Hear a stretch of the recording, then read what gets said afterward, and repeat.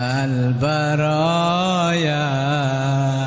أستغفر الله من الخطايا ربي زدني علما نافعا ووفقني عملا صالحا يا رسول الله سلام عليك يا رفيع الشان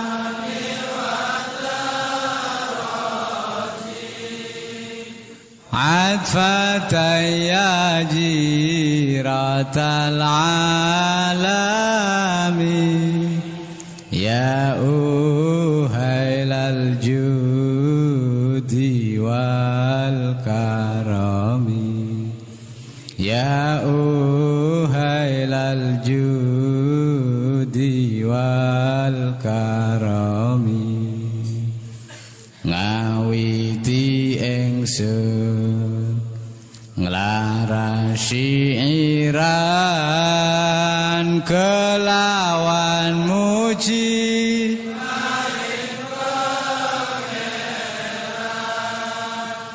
kang paring rahmat lan kenikmatan rina wengine tanpa bidungan rina wengine tanpa bidungan duh bala kanca priya wanita aja mung ngaji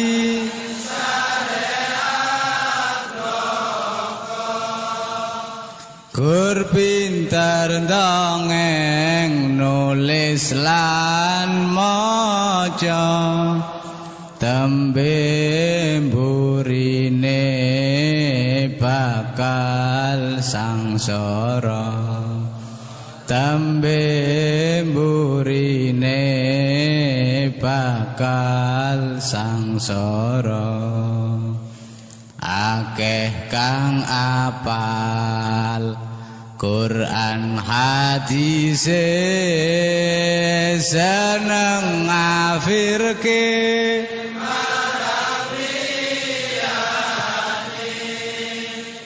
kafire dhewe dak dikatekke yen isih kotor ati akale yen isih kotor ati akale gampang kabujuk nafsu angkara ing pepaese kepyaring donya iri lan meri sukiye tangga mula atine peteng lan nista mula ati peteng lan nista ayo sedulur jong lalekake wajib ngaji sak pranatane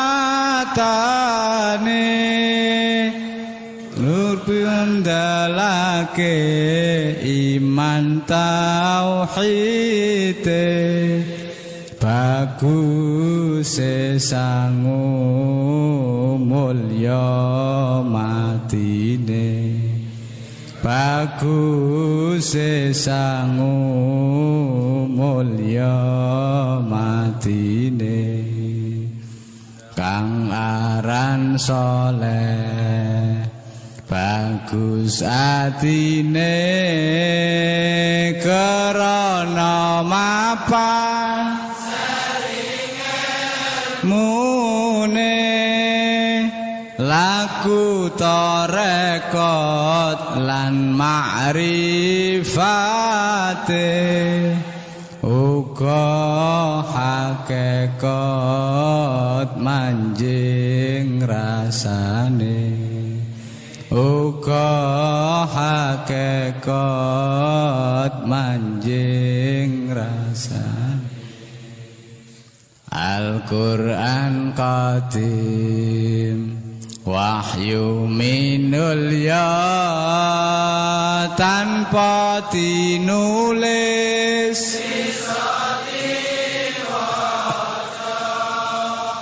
iku wajangan guru waskita den tanjepake ing jero dada den tanjepake ing jero dada kumantil ati lan pikiran merasuk ing badan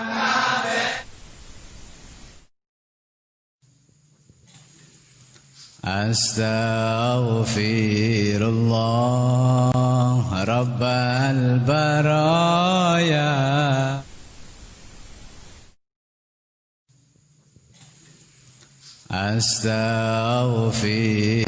Astaghfirullah Rabbal baraya Astaghfirullah minal khataya Rabbi zidani ilman nafi'a wa wafiqani amalan salihah ya Rasulullah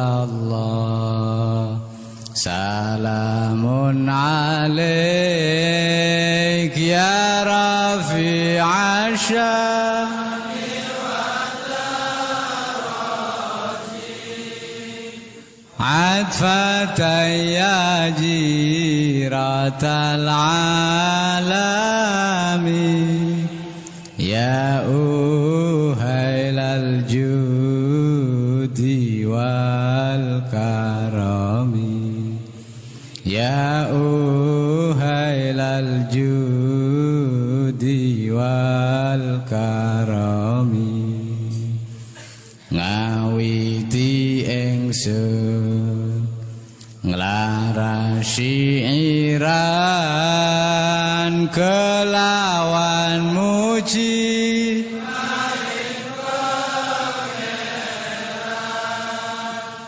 kang paring rahmat lan kenikmatan rina wangine tanpa pitungan rina wangine tanpa pitungan duh bala kanca priya wanita aja mung ngaji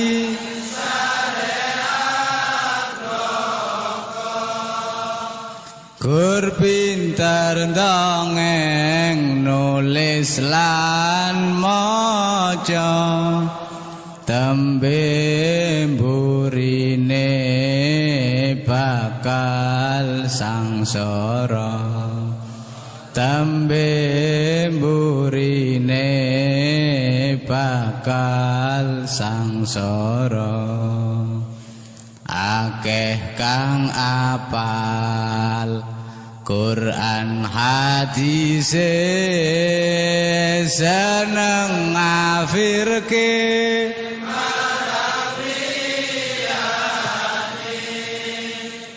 kafire dewe ngateki yen isih kotor ati akale yen isih kotor ati akale gampang kabujuk nafsu angkara ing pepaese kebyaring donya iri lan meri sukiye tangga mula atine peteng lan nista mula ati peteng lan nista ayo sedulur jong lalekake wajib ngaji sak pranatane nur pindalake iman tauhid bagus sangu mulya matine bagus sangu mulya matine kang aran saleh bagus atine karana mapan mune laku tarekat lan ma'rifate uga hakikat manjing rasane uga hakikat manjing rasane Al-Qur'an qadim wahyu minul ya tanpa tinulis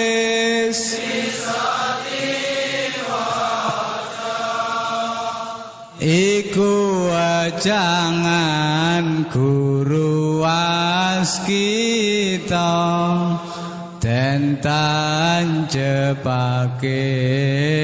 ing jero dada den tanjepake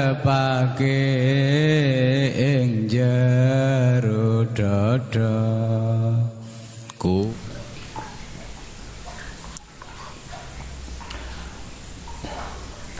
Assalamualaikum warahmatullahi wabarakatuh.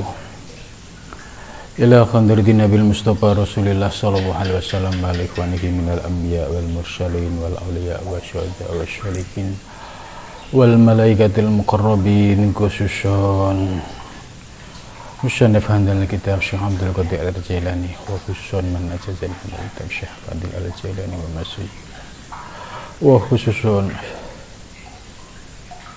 لهم الفاتحة أعوذ بالله من الشيطان الرجيم بسم الله الرحمن الرحيم الحمد لله رب العالمين الرحمن الرحيم مالك يوم الدين إياك نعبد وإياك نستعين اهدنا الصراط المستقيم صراط الذين أنعمت عليهم غير المغضوب عليهم ولا الضالين بسم الله الرحمن الرحيم Subhanaka la ilma lana illa ma 'allamtana innaka antal alimul hakim. La haula wa la quwata illa billahil aliyyil azim.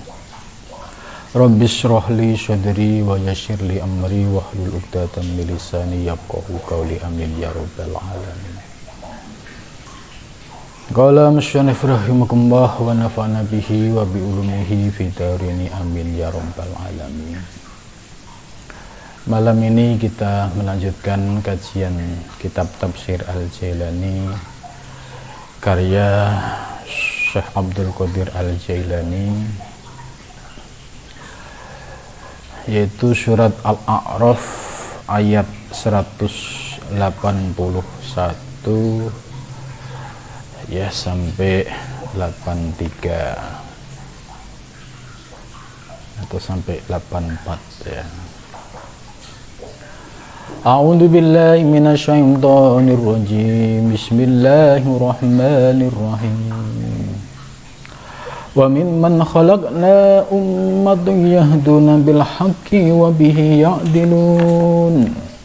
Walladzina kadzdzabu bi ayatina sanastadrijuhum min haitsu la ya'lamun. Wa umli lahum inna kaydhi matin. Awalam yatafakkaru ma bisahibihim min jinnah in huwa illa nadhirum mubin.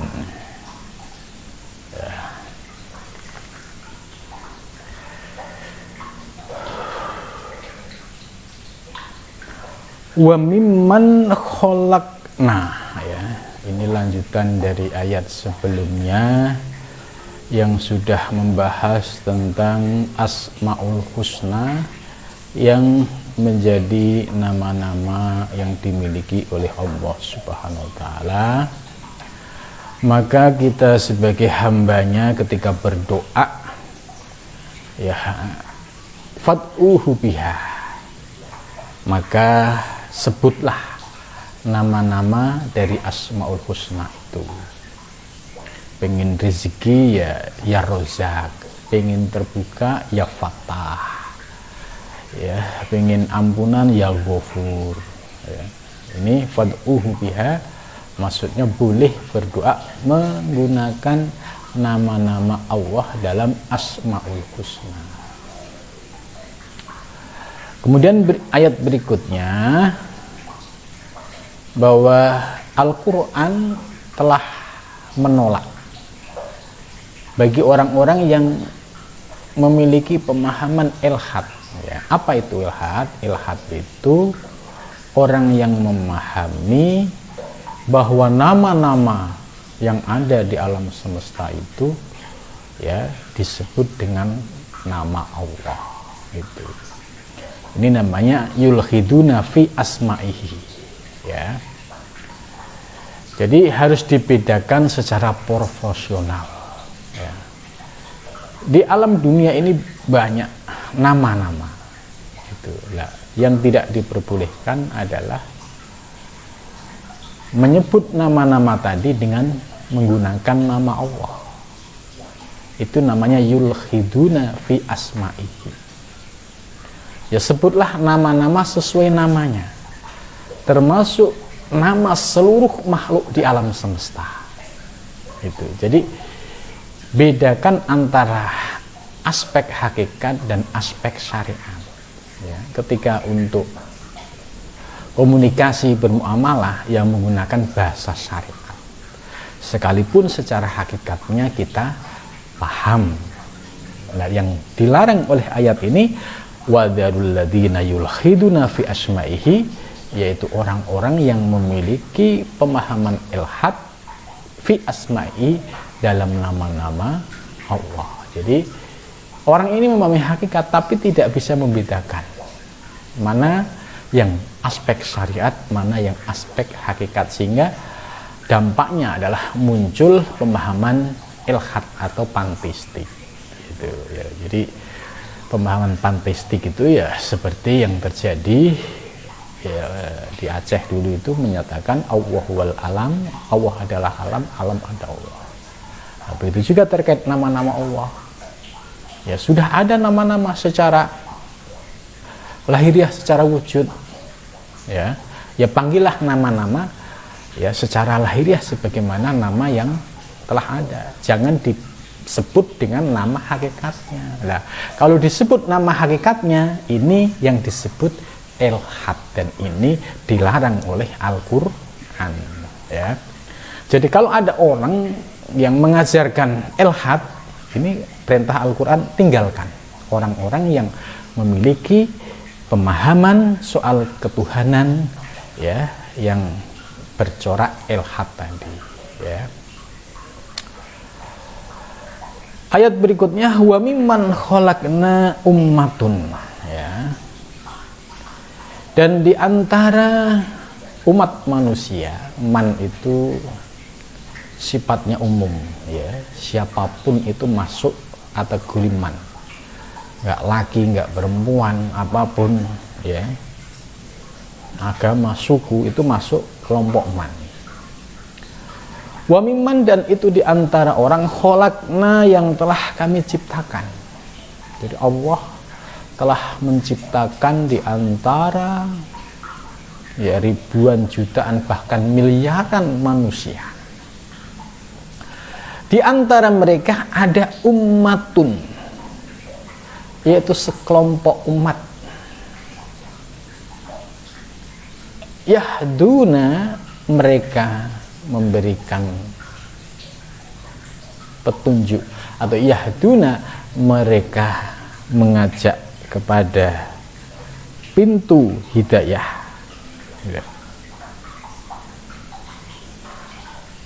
bil haqqi, dengan cara yang hak, yang benar, wabihi, ya, dan dengan al-haq, ya, dengan kebenaran, ya'diluna, mereka dapat berbuat secara adil, ya. Maksud dari ayat ini, ya, itu Syekh Abdul Qadir Jailani menjelaskan, summa qala subhanahu kalaman kullian jamalian syamilan ala jami'il milal wal adyan. Ini Syekh Abdul Qadir Jailani menafsirkan secara terbuka, ya, bahwa Allah telah berfirman dengan kalimat yang kuli, yang universal, ya, jamalian samilan ala jamil milal, yang meliputi seluruh agama, wal adyan. Ya, ini milal dan adyan ini maksudnya adalah agama, berarti tidak hanya Islam, tapi bisa agama sebelumnya, Nasrani maupun agama Yahudi, yang sama-sama agama samawi. Artinya bahwa, ya, di komunitas pengikut Yahudi itu pasti ada mimman khalaqna ummatun, pasti ada orang yang senantiasa mengajak kepada yang hak, yang benar, ya. Begitu juga di komunitas Yahudi pasti ada yang mengajak kepada al-haq, pada kebenaran.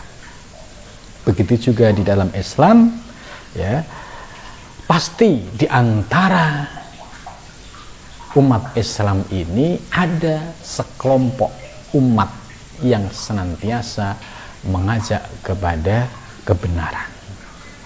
Ya. Al-haq ini ditafsir oleh Syekh Abdul Qadir Jailani al-mutabiq lil waqi', yang sesuai dengan konteks zamannya. Gitu. Al-mutabiq lil waqi'. Maka ayat ini, ya, kalau kita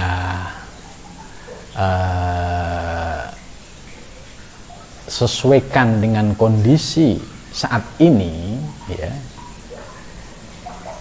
itu berarti di antara umat manusia yang hidup pada zaman sekarang ini pasti ada sekelompok umat yang selalu mengajak kita kepada kebenaran, ya. Dan ini pasti selalu ada, setiap zamannya selalu ada. Kita bisa lihat, ya, tokoh-tokoh, ya, sesudah Rasulullah itu, ya, muncul tokoh-tokoh sesuai dengan zamannya, ya. Begitu juga di zaman sekarang, ya, pasti ada tokoh-tokoh yang konsisten dalam mengusung kebenaran, ya.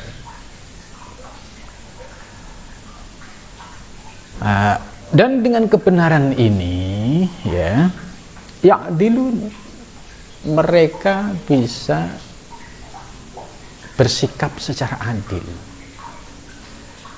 Jadi orang-orang yang sudah meyakini tentang kebenaran yang hakiki, itu akan muncul perilaku ya, sikap yang humanis, yang dia bisa ngayomi ya, semua golongan, bisa bersikap adil ya, terhadap siapapun. Ini sebagai bentuk ya, wujud orang-orang yang dimaksud dalam ayat ini adalah ummatun yahduna bil haqqi wa bihi ya'dilun, dan mereka dengan kebenaran itu bisa berbuat secara adil dan jujur. Tentu dalam melihat siapa kelompok ini ya, kita bisa merasakan ya, di setiap zaman ya, itu selalu ada tokoh-tokoh yang konsisten menyuarakan kebenaran al-haq. Itu. Nah, bagaimana kalau tentu ini kebenaran dalam kaitannya dengan ajaran agama ya. Jadi kaitannya dengan ajaran agama. Itu selalu ada kelompok yang selalu mengajak kepada ajaran yang murni, yang konsisten, yang hak, itu selalu ada. Nah, bagaimana kalau kebenaran dalam versi politik? Nah, tentu ini memiliki ya, ragam penafsiran. Nah, kita tidak masuk ke pembahasan politik ya, karena setiap kelompok itu punya penafsiran yang berbeda. Kita memasuki wilayah kebenaran dalam versi agama. Nah, dalam pengertian ahad ini, kalau kita gali secara lebih mendalam ya, bahwa di antara umat Islam ini ya, ada sekelompok umat yang mereka selalu mengajak untuk berjalan di jalan Allah ya. Ini juga termasuk orang-orang yang berada pada al-haq. Mereka senantiasa mengajak untuk berjalan menuju Allah dengan cara menyucikan ya, kotoran-kotoran batiniah yang ada di dalam dirinya dengan melaksanakan riyadhah mujahadah, supaya kotoran-kotoran batiniahnya ini bisa dibersihkan, disucikan, sehingga akhirnya muncul anwarul haq, cahaya-cahaya kebenaran yang datang dari Allah Subhanahu wa Ta'ala. Ya, siapa mereka? Yang mereka adalah para guru rohani ya, atau di dalam thariqah disebut guru-guru mursyid, atau para pengajar ilmu tasawuf yang memang objek kajiannya itu selalu melihat ke dalam diri. Selalu yang dilihat adalah bagaimana kondisi hatinya. Apakah hatinya dipenuhi rasa cinta kepada Allah Subhanahu wa Ta'ala, ataukah hatinya dipenuhi dengan ya, hiruk pikuk duniawi ya. Semua masuk ke dalam hati, jabatan, kekuasaan, harta, benda, anak, istri ya, semua masuk ke dalam hati. Itu juga ada. Maka orang-orang yang memasukkan dunia ke dalam hati ini ya, akhirnya hatinya menjadi gelap, hatinya menjadi suram. Karena hati ini yang dimaksud sebagai qalbul mukmin baitullah ya. Artinya seorang mukmin yang bersih itu sebagai rumah Allah. Tapi kalau hatinya dipenuhi dengan sesuatu selain Allah, yaitu dunia, harta benda, rumah, mobil, semua masuk ke dalam hati, niscaya hatinya ini penuh dengan sampah-sampah duniawi.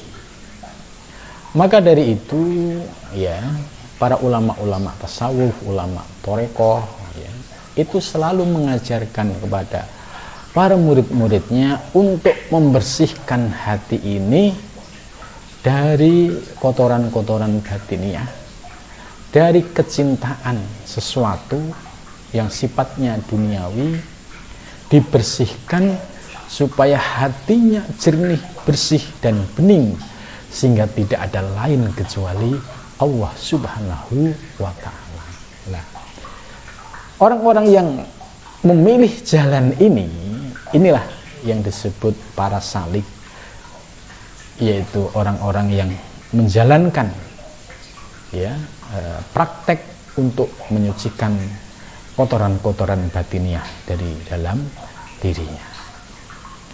Ya, kelompok inilah ya, selalu ada setiap zaman. Ya, bahkan ya, para pengamal torekoh dan tasawuf ini ya hampir tersebar di seluruh dunia. Bahkan di Eropa, ya, di Amerika itu sudah muncul ya kelompok-kelompok torekoh yang mengamalkan ajaran-ajaran yang tujuan utamanya adalah untuk wusul ilallah. Ya, untuk wusul ilallah tentu harus memahami kondisi diri kita. Yang pertama yang dilihat adalah hati. Apakah hati kita sudah menghadap Allah atau masih menghadap dunia? Kalau hati kita masih menghadap dunia, berarti orientasi hidup kita akan duniawi oriented. Ya, semua yang dilakukan atas dasar kepentingan duniawi. Tapi kalau orang yang sudah berada di jalan Allah, maka orientasi hidupnya semata-mata karena Allah Subhanahu wa ta'ala. Nah, teknik untuk menyucikan hati ya, itu di dalam torekoh itu ada namanya zikir nafi isbat. Zikir nafi isbat itu zikir la ilaha illallah ya. Itu zikir yang selalu diamalkan oleh ahli torekoh untuk mengosongkan hatinya dari sesuatu selain Allah. Jadi yang selama ini dipenuhi dengan hiruk pikuk duniawi dikosongkan. La ilaha, tidak ada Tuhan, tidak ada Tuhan itu yang mendominasi akal dan pikiran kita, itu bisa menjadi Tuhan. Anak istri bisa menjadi Tuhan tatkala mendominasi akal dan hati kita. Motor mobil bisa menjadi Tuhan ketika perhatian kita terhadap mobil dan motor itu mengalahkan kecintaan kita kepada Allah. Nah, itu harus dinafikan. La ilaha illallah, ditiadakan, dinafikan, diisbatkan hanya Allah, dihentakkan ke dalam hati. Nah, zikir nafi isbat ini sumbernya dari mana? Ya, sumbernya dari Kanjeng Nabi Muhammad SAW. Siapa yang mendapatkan ijazah zikir nafi isbat ini? Yaitu Sayyidina Ali karamallahu wajhah. Ya, dari Sayyidina Ali kemudian turun temurun ya,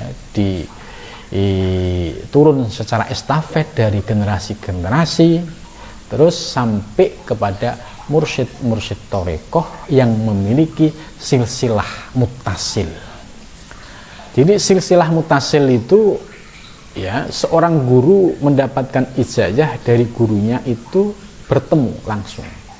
Guru ini ketemu guru ini, ketemu guru ini, ketemu guru ini, ketemu guru ini, sampai ya kepada Sayyidina Ali, sampai kepada Kanjeng Nabi besar Muhammad Sallallahu Alaihi Wasallam. Ini yang disebut silsilah muttasil. Sebab kalau zikir yang kita ikuti memiliki silsilah muttasil, itu ya akan terkoneksi, ruh kita itu akan terkoneksi ya dengan Sayyidul Arwah, yaitu pimpinan segala ruh, Kanjeng Nabi besar Muhammad Shallallahu Alaihi Wasallam. Jadi arahnya ke sana. Sedangkan zikir yang berasal dari Kanjeng Nabi yang turun kepada Sayyidina Abu Bakar, yaitu zikir ismudat. Ismudat itu zikir Allah di dalam hati.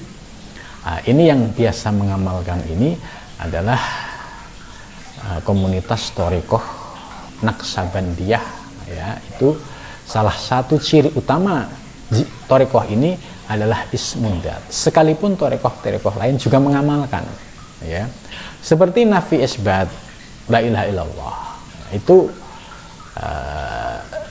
Thariqah yang mengamalkan nafi isbat ini, ya, itu ya Qadiriyah, ya, Naqsabandiyah juga, kemudian juga Satariyah, ya, dan juga beberapa thariqah lain yang masuk, ya, kelompok thariqah Mu'tabarah.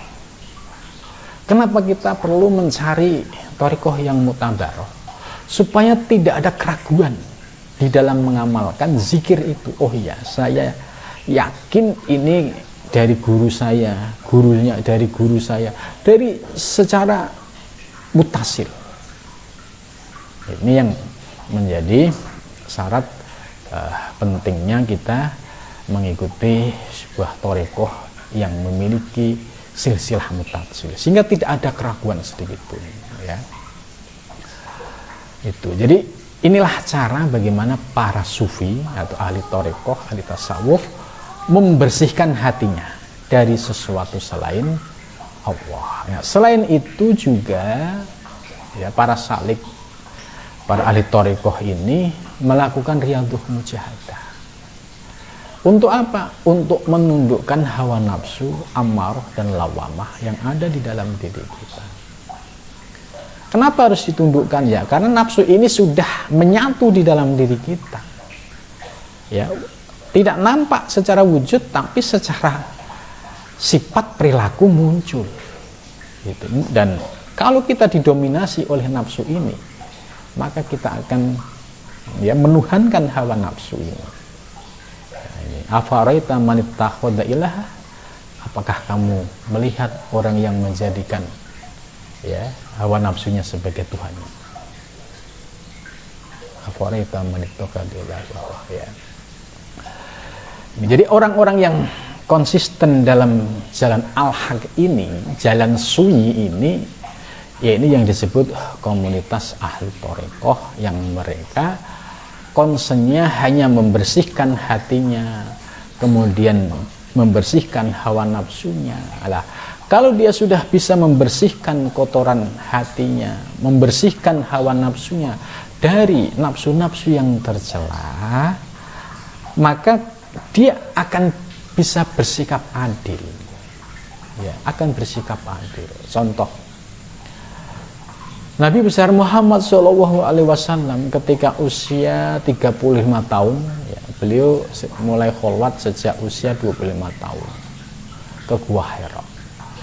25, 30, 35. Ketika usia 35 tahun ada peristiwa banjir bandang, ya, di Mekah.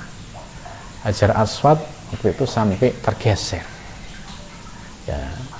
Nah, di situ terjadi perdebatan siapa yang harus memindahkan Hajar Aswad, ya, yang sudah tergeser dari tempat aslinya kembali ke Ka'bah. Akhirnya, ya, diadakan sayembara, dan sayembara ini yang memenangkan adalah Nabi Muhammad. Namun Nabi Muhammad SAW jiwanya sudah bersih dari ammarah, lawamah, sudah tidak ada ambisi, sudah tidak ada kebencian, sudah tidak ada dendam, ya. Maka Kanjeng Nabi memiliki sikap wisdom, bijak, ya. Karena kalau diangkat Nabi sendiri bisa, nah, tapi efeknya, ya, pasti ketua suku akan, ya, saling ngedumel, ya, atau membicarakan itu Muhammad kok begitu, ya, Tapi Nabi jiwanya sudah bersih, beliau tidak mau diangkat sendiri, tapi meminta kepada 4 perwakilan suku ini untuk mengangkat bersama Hajar Aswad, ya, ditaruh di atas kain. Dari 4 sudut ini para pimpinan suku diminta untuk membawa bersama-sama. Nah, ini menunjukkan bahwa orang yang memiliki kebersihan hati dan jiwa itu akan bisa bersikap secara bijak, tidak egois, tidak untuk menguntungkan diri sendiri, ya. Nah, inilah sifat dari kebersihan hati dan jiwa yang dicontohkan oleh Nabi besar Muhammad SAW ketika usia 35 tahun, sehingga akhirnya Nabi Muhammad mendapatkan gelar sebagai Al-Amin. Itu. Nah,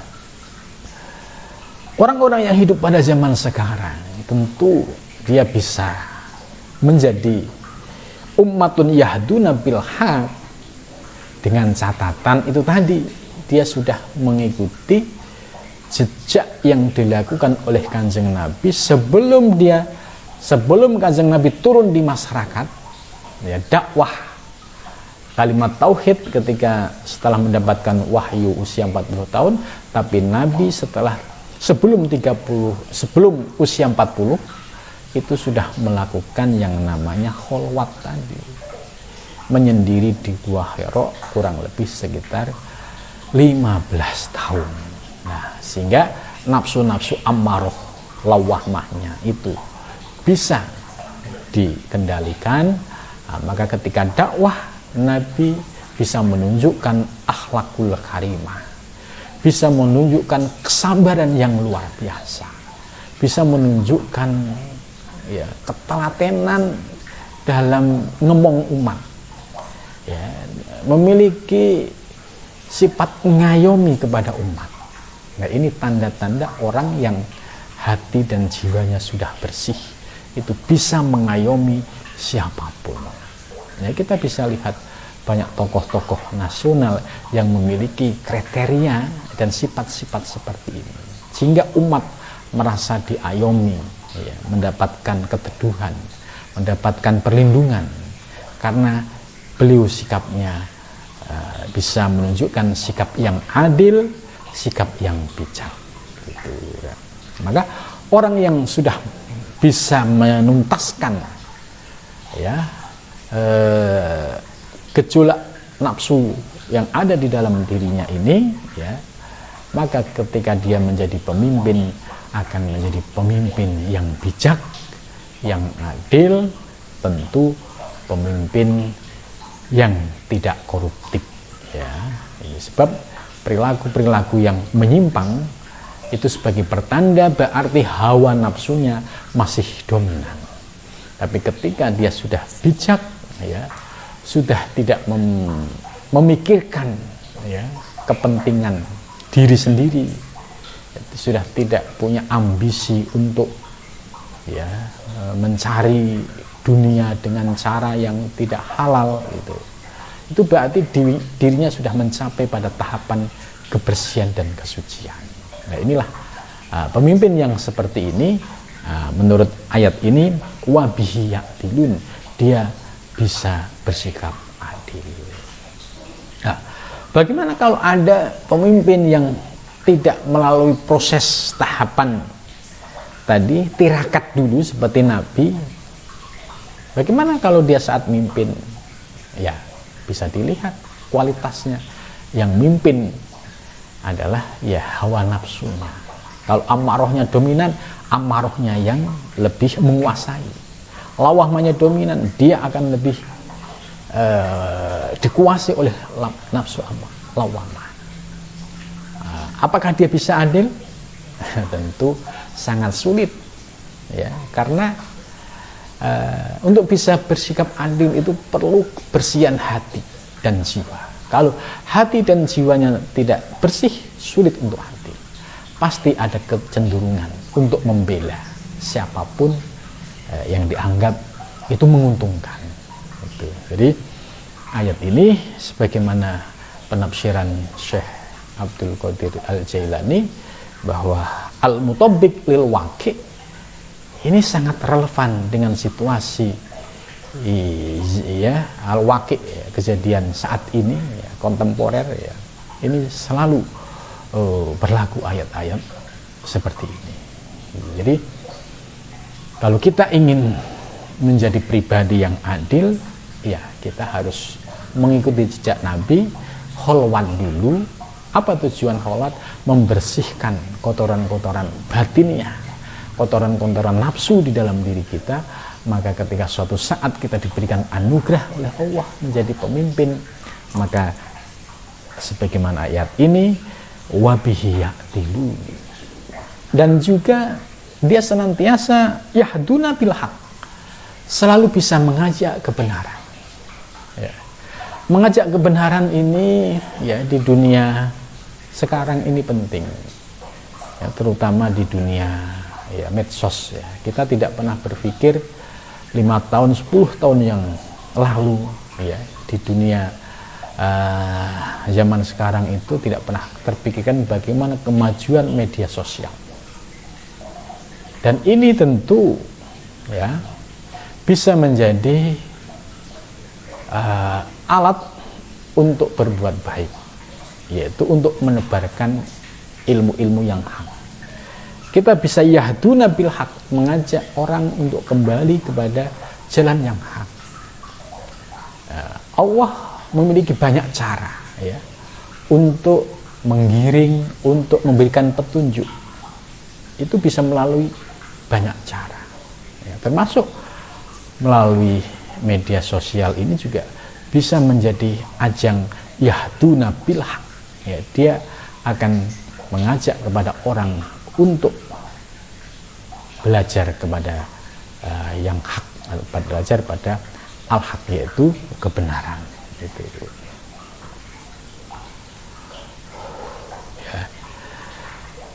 Jadi jelas ya bahwa wabihi ya'dilun, kalau dari sisi teks itu sederhana, dan dengan al-haq ya'dilun mereka bisa bersikap adil ya. Ternyata uraiannya panjang ya kan. Orang bisa adil ya dirinya harus tuntas dulu, karena kalau dirinya tidak tuntas pasti tarikan duniawi terutama dari nafsu-nafsu yang mendominasi dirinya itu akan narik ya. Nafsu ya al-hirs itu ambisius ya. Orang yang memiliki sifat serakah, ambisi, ini kan kalau ini belum ditundukkan, dia menjadi pemimpin ya semua akan masuk ke dalam dirinya. Maka sifat serakah dan ambisius ini bagian dari nafsu yang madmumah, yang tercela. Bagaimana mungkin orang yang masih dikuasai oleh nafsu yang madmumah ini dia bisa bersikap adil ya, sesuatu yang tidak mungkin gitu. Maka ya biasanya orang-orang yang sudah memiliki sifat bijak, adil, itu ketika jiwanya atau nafsunya sudah bisa ditundukkan sehingga dia bisa bersikap ya secara bijak, tidak dalam tarikan nafsu-nafsu yang tercela ya. Jadi ayat ini menurut saya ini sangat mencerahkan ya. Kalimatnya sederhana ayatnya, cuma penjelasannya cukup dalam sekali. Ternyata ayat ini juga ya kontekstual ya, sesuai dengan kebutuhan kita pada saat ini. Ayat berikutnya lah selanjutnya, walladzina kadzdzabu biayatina ya. Jadi di antara umat-umat tadi ada yang yahduna bil haq, ada yang senantiasa mengajak kepada kebaikan. Ada juga yang alladzina kadzdzabu biayatina, yaitu orang-orang yang selalu ya mendustakan ayat-ayatku. Ya. Jadi mendustakan ayat-ayatku ini juga penafsirannya cukup luas, mendustakan ya. Siapa yang mendustakan ayat-ayat Allah? Yaitu orang yang menjual agama ya, seolah-olah demi agama, seolah-olah membela agama, seolah-olah ya dengan apa itu tampilan agama itu. Tapi sesungguhnya dia bukan demi agama, tapi demi kepentingan hawa nafsunya.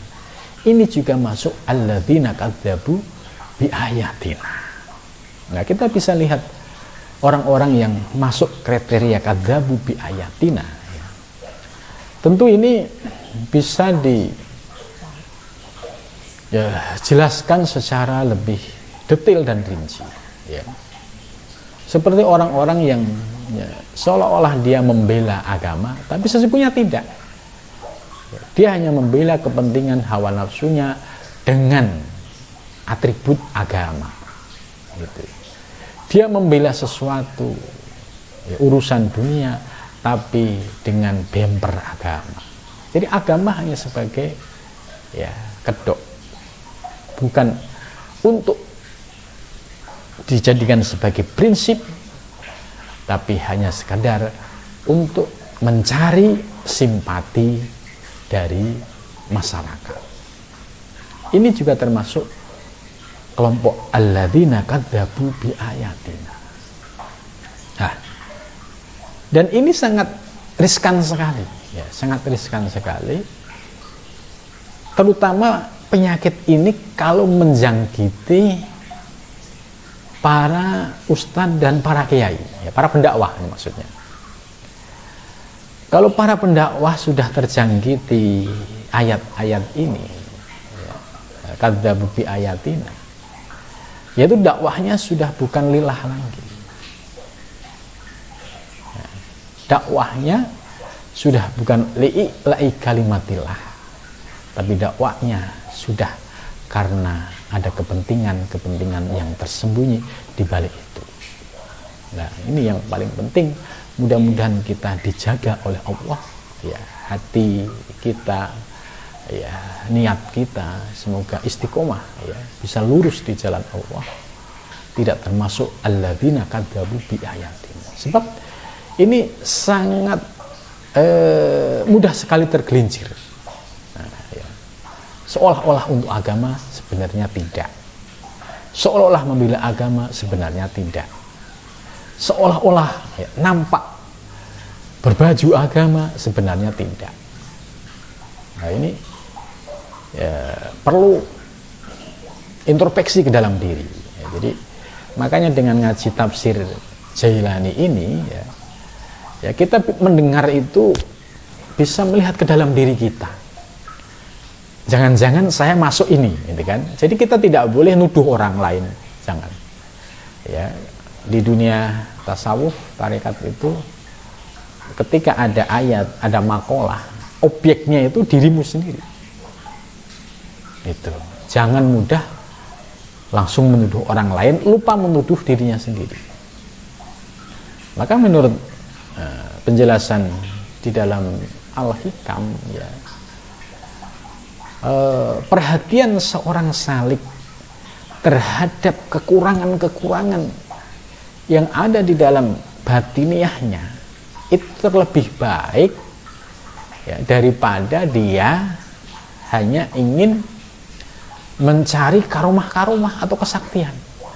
Itu, ini ada makalah Syekh Ibnu Athaillah seperti itu. Maka ketika ada ayat seperti ini, ya, ini paling bagus adalah sebagai introspeksi ke dalam diri kita. Nah, sebab kalau kita tidak melakukan introspeksi, apalagi gengsi gitu ya, gengsi itu merasa tidak gitu ya, padahal keserempet juga gitu. Jadi dia merasa tidak karena gengsi, tapi sebenarnya hatinya keserempet juga gitu. Nah, ini nanti tidak akan terjadi perbaikan.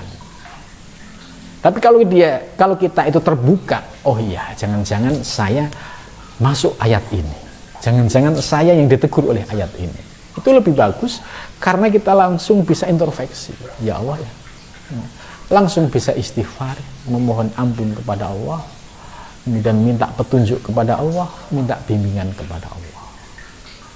Gitu. Tapi kalau orang yang sudah ada baghyan, ya, ada gengsi, enggak, saya enggak. Nah, ini ya selamanya dia tidak akan bisa memperbaiki batinnya. Ya. Jadi walladzina kadzabu bi ayatina, dan orang-orang yang mendustakan ayat-ayat kami, ya. Sanastadrijuhum min haitsu la ya'lamun. Sanastad, ini kalau kita ngerti ilmu nahwu, ya, sinnya itu sin yang masuk kepada fi'il mudhari', ya, sebagai alamat fi'il, ya. Sanastadrijuhum, kami, ya, kami akan secara pelan-pelan menyesatkan mereka min haitsu la ya'lam, dari sisi yang sekiranya dia tidak tahu. Ini kan sangat lembut sekali. Min haitsu la ya'lam, dari sisi sekiranya dia tidak tahu. Ya. Di sana sanastadrijuhum, kami Allah akan secara pelan-pelan menyesatkan mereka, istidraj, ya, min haitsu la ya'lamun, sekiranya dia tidak mengetahui. Lah, Syekh Abdul Qadir Jailani menjelaskan ayat sanastadrijuhum itu dengan sanastadilluhum, ya, kami akan menyesatkan mereka, wa nastanziluhum qalilan, kami akan menurunkan mereka dikit demi sedikit, ila annuhlikahum bil marrah, hingga aku akan menghancurkan bil marrah, dengan sekali.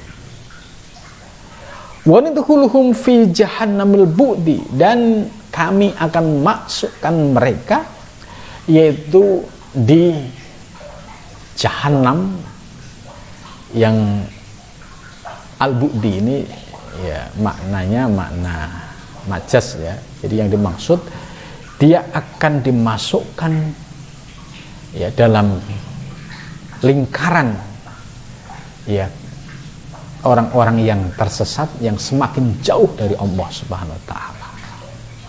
Wasairil imkan, dan merasakan kehidupan di dunia ini, ya, penuh dengan tipu daya. Jadi mereka tidak bisa lepas dari atau tersandra oleh kesesatan dan kesesatan ini. Jadi maksud dari ayat ini, ya, bahwa kalau Allah Subhanahu wa taala, ya, ingin menyesatkan seorang hamba, itu banyak caranya. Ada melalui yang disebut istidraj tadi, qalilan ba'da qalil. Ya. Nah, ciri-cirinya orang yang kena istidraj, ya, itu semakin jauh dari Allah. Ya, contohnya sederhana.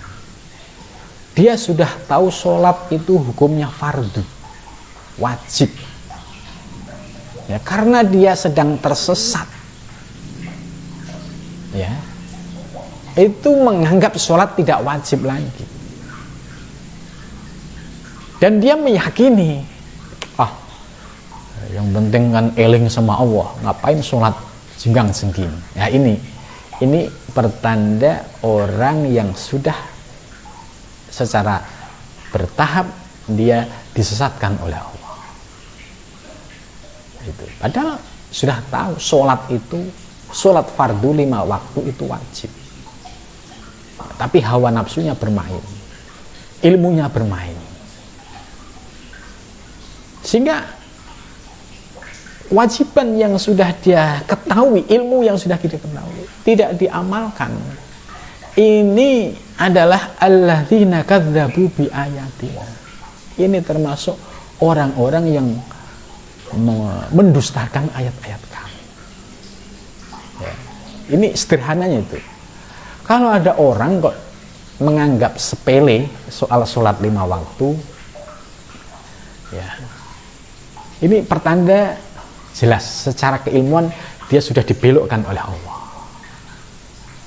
Kemudian tambah lagi, yang penting kan eling sama Allah, nggak perlu sholat jengking. Nah ini memahami aspek hakikat tidak dibarengi dengan syariat, akhirnya begini. Padahal syariat dan hakikat ya integrated, satu kesatuan. Contoh Rasulullah,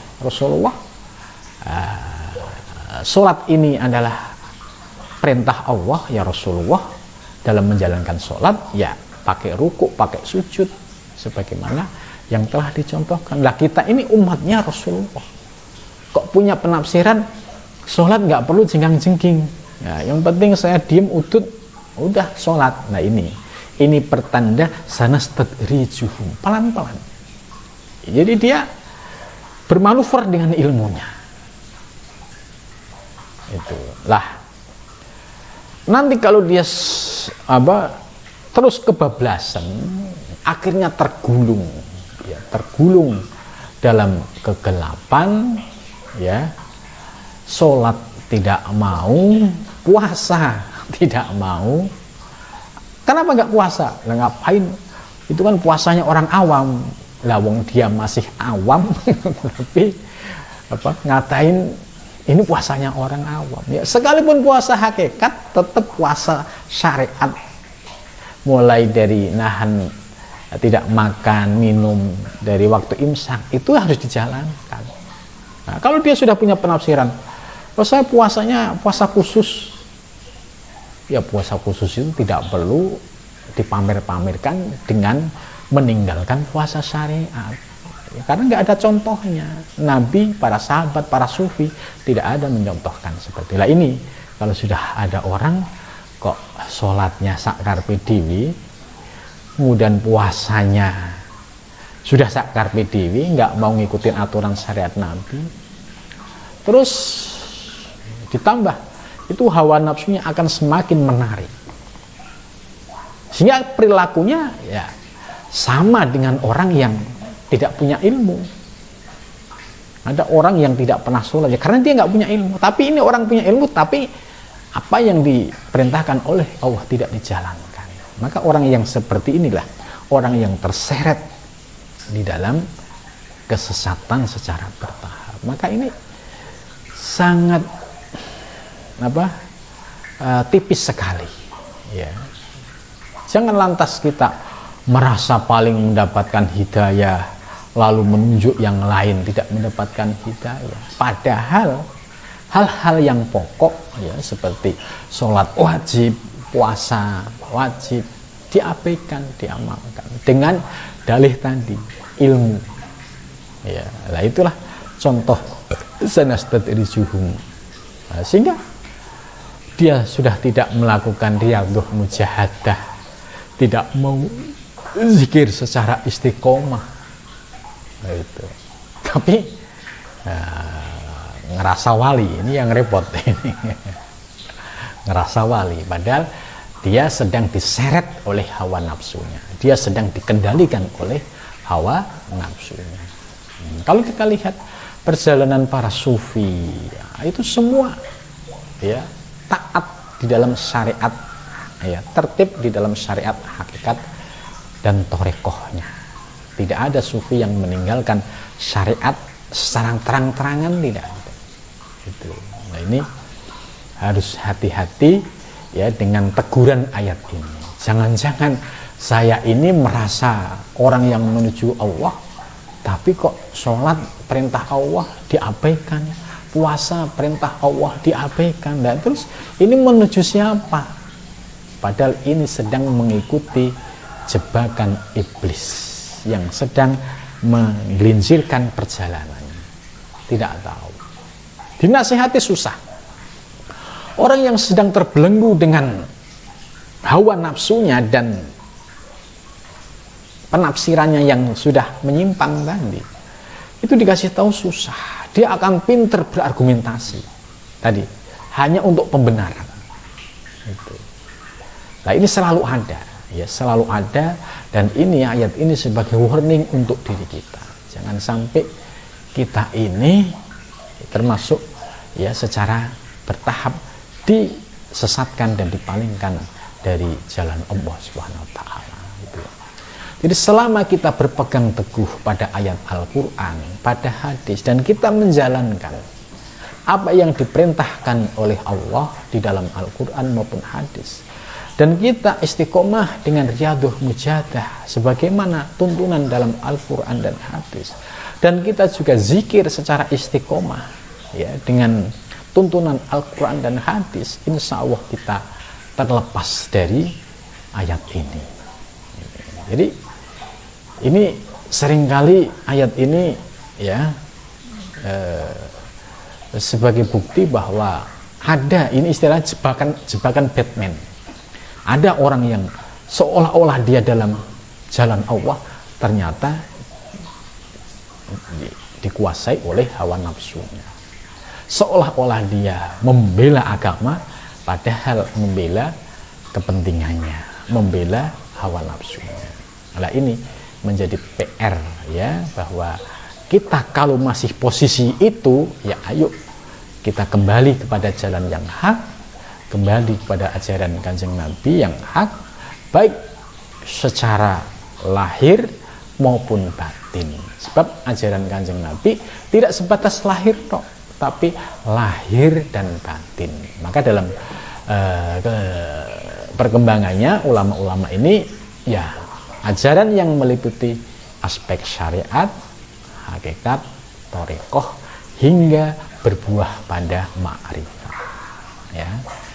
Jadi kalau kita bisa istiqomah nih, awalis taqamu ala thariqati la asqainahum ma'an ghadaqan. Jika ada para salik atau orang-orang yang menuju Allah, dia istiqomah dengan perjalanannya, dengan ilmunya, dengan amalnya, istiqomah dalam menjalankan sholat yang fardu, istiqomah menjalankan sholat yang sunnah nawafil, istiqomah melahirkan mengamalkan riyadhah mujahadah, istiqomah mengamalkan zikir. Ya insya Allah kalau ini dilakukan secara istiqomah, janji Allah, la asqainahum ma'an ghadaqan, niscaya aku akan berikan air minum penyejuk hati dan jiwa, yaitu artinya diberikan limpahan asrar-asrar ilahiyah, diberikan ilmu-ilmu ma'arif rumbannya. Ini kalau kita istiqomah on the track, yaitu sesuai dengan petunjuk dan ajaran yang sudah dicontohkan oleh Kanjeng Nabi dan juga diamalkan oleh para ulama-ulama thariqah dan para sufi. Insya Allah selamat gitu. Dan kita akan mendapatkan ma'an ghadaqan, itu keberkahan lahir dan batin gitu. Ya walladzina kadzabu bi ayatina ya. Jadi ayat tadi menurut saya itu cukup mencerahkan sekali ya. Jadi tafsir ini itu bagi para salik itu sangat mengokohkan perjalanan untuk menuju Allah Subhanahu wa taala. Dasarnya ayat Al-Qur'an ya, kemudian Syekh Abdul Qadir Jilani menjelaskan dari aspek hakikat ya. Berbeda kalau kita membaca Al-Qur'an dari sisi terjemahan, ya tidak akan menemukan mutiara-mutiara yang dijelaskan tadi ya.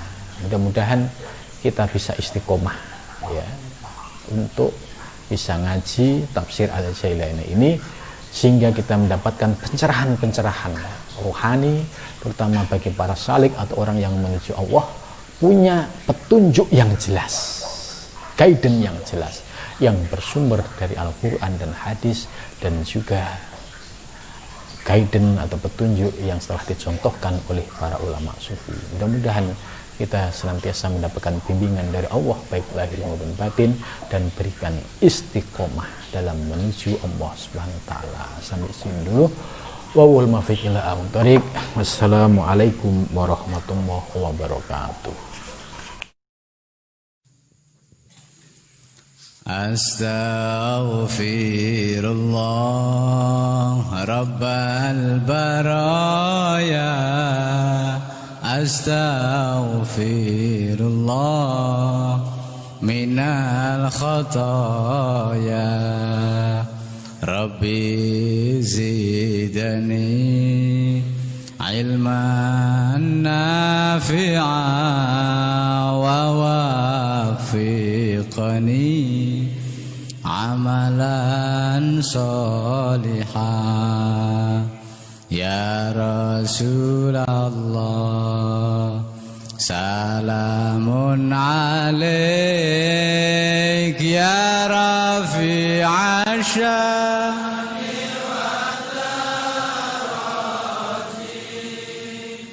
عطفة يا جيرة العالم يا أهيل الجود والكرم يا أهيل الجود والكرم ngawiti ingsun nglarasi iran kelawan muji